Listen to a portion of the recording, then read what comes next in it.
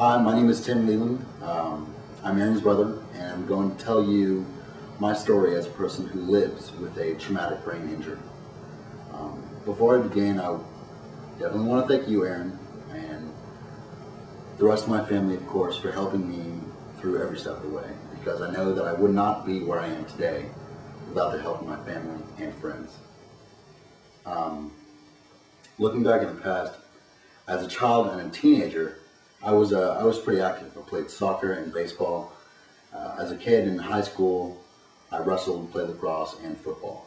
Um, Bottom line, I was pretty active, and now looking back on these days, now being a brain injured and disabled person, I realize that there are things that everyone takes for granted. And moving on, at the age of 19, I had come home to Houston after completing my first year at Texas Tech. And I had a summer job working as a construction worker, but outside of work, it was a really relaxed summer. I was always visiting with friends and just enjoying myself, looking forward to my sophomore year at Texas Tech. And when I had come home from work on July 9th, I got a call from one of my friends at about 11:30 p.m. just to go to a party somewhere in West Houston. And when I arrived at the party, I mean, it, it's just funny because I really, of course, I didn't have any sort of idea of what was that I would be changed um, forever within an hour of my arrival. So when I got there, there were beer cans and bottles of liquor everywhere, and since there was nothing to drink, I was the only one sober.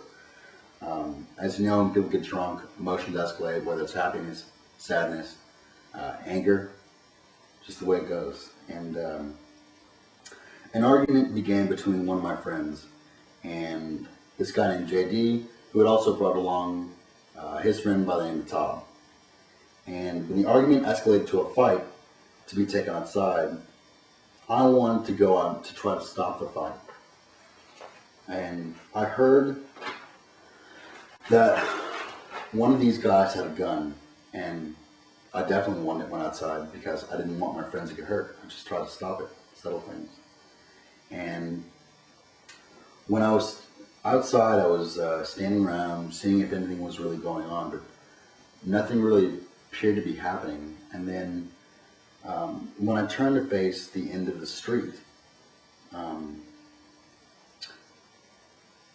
JD and Todd began to sprint towards me.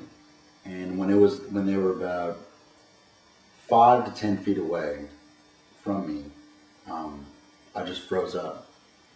And they hit me in the left side of my head with something that doctors and others compared to something like a lead pipe. But they never really recovered the weapon. Um, Now, I remember right after he struck me, I was still standing and swaying. And I've been in fights before, but I thought to myself, man, you have never been hit this hard. And I knew something really bad was wrong. Um, I collapsed on the concrete shortly after because the portion of my brain controlling the right side of my body had been severely damaged. And I remember lying on the pavement looking at my body and remembering that my yellow shirt to my navy shorts had just been soaked in blood. And after realizing the severity of the injury, my friends rushed over to help me. And we were all just screaming and crying. Everyone was just terrified because they'd never seen anything like this before in their lives. And after they wrapped a shirt on my head, they picked me up and put me into the bed of a truck and took me to the hospital. And one of my friends held my head in her lap, so I wouldn't further damage anything. So One of the last memories that I have of that night is when I was lying on the table in the hospital and I saw my mother and father beside me and felt them holding my hand. And that's pretty much the last significant thing I remember from that night.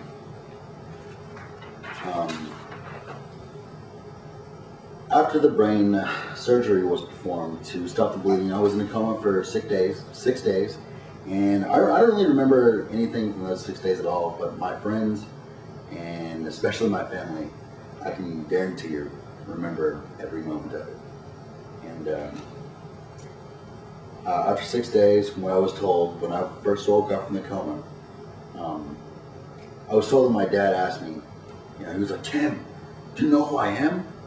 And I don't really know what's going on. I had just woken up, and so I said, "Of course I do, you idiot." And so it's my father. But anyway, supposedly after that, everyone was just elated. They were just like practically like screaming, So I don't really remember much of that though, because I just woken up. But after 2 weeks, the doctors confirmed that I was stable enough to be moved from ICU to a neuro recovery rehabilitation center in Houston, and I was there for about a month. At this point, I scored poorly on cognitive tests. I couldn't walk at all, couldn't speak, swallow, take a shower, or go to the bathroom without some kind of assistance or help. And since they made about a 5 or 6 inch long incision in my head from surgery, I had and still have a massive scar. It's actually, you can't see it because of course I grow my hair out now because it's not exactly like gorgeous, but it spans from about right here and goes all the way down and extends all the way to about right here. And my head was really lopsided. It looked like I had a baseball in my head because there was still so much blood still trapped in my head. In terms of movement, my left side was unaffected, but my right side was that was a different story.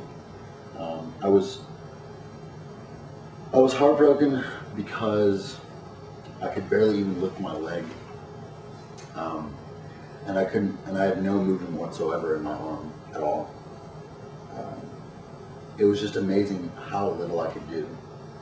Really basic things like just rolling over in bed, rising to your knees, even sitting without falling over to my side was extremely difficult.